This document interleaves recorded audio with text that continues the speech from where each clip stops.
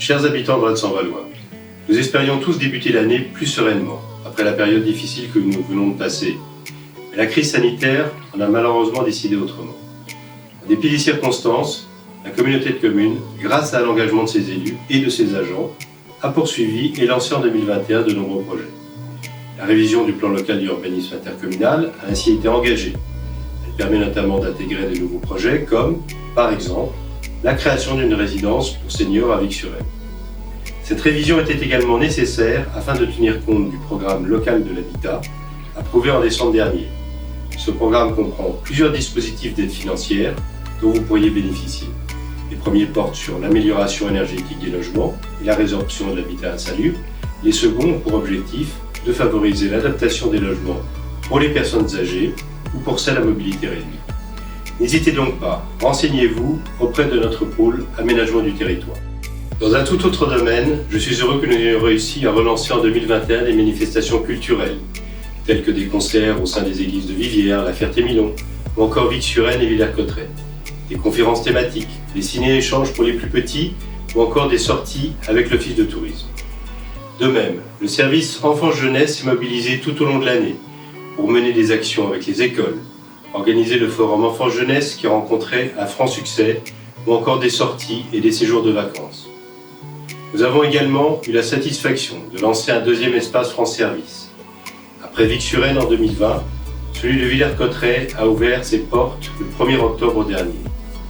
La communauté de communes, avec la Direction départementale des finances publiques et la CPAM, a mobilisé du personnel qui vous accueille afin de répondre à toutes vos questions du quotidien.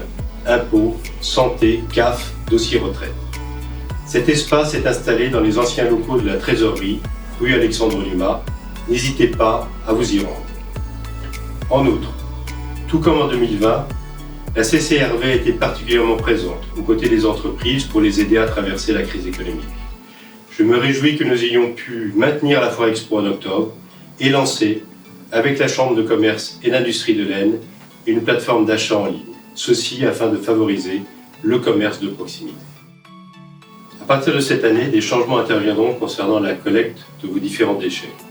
Vos élus intercommunaux ont fait le choix d'instituer la tarification éco-responsable qui, en 2024, se substituera à l'actuelle taxe d'enlèvement des ordures ménagères.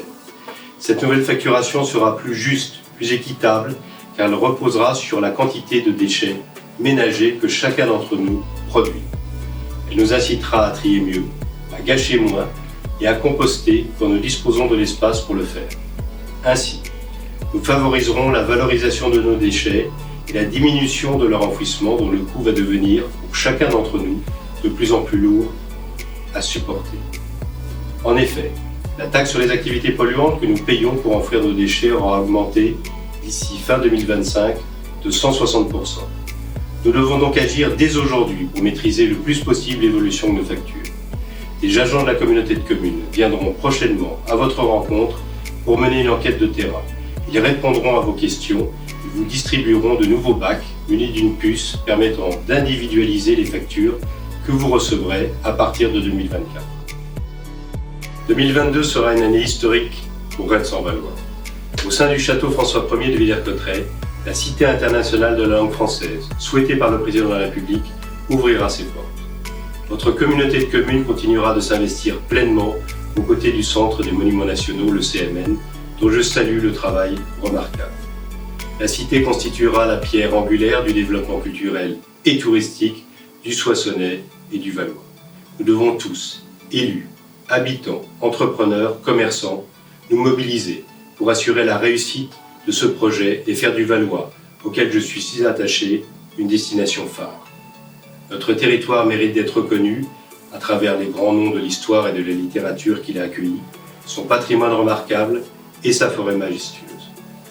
Avec le soutien de très nombreux élus et associations locales, la communauté de communes, l'ONF, le CMN porte ainsi la candidature de la forêt de Rennes à l'obtention du label Forêt d'exception. Celui-ci permettra de renforcer l'identité et la notoriété de notre forêt, indissociable du château. À toutes et à tous, je vous souhaite, au nom de l'ensemble des élus et des agents de la communauté de communes, une très belle année 2022. Recevez tous nos vœux de santé, de bonheur et de réussite pour vous et pour vos proches. Que 2022 réserve le meilleur au Valois et à ses habitants.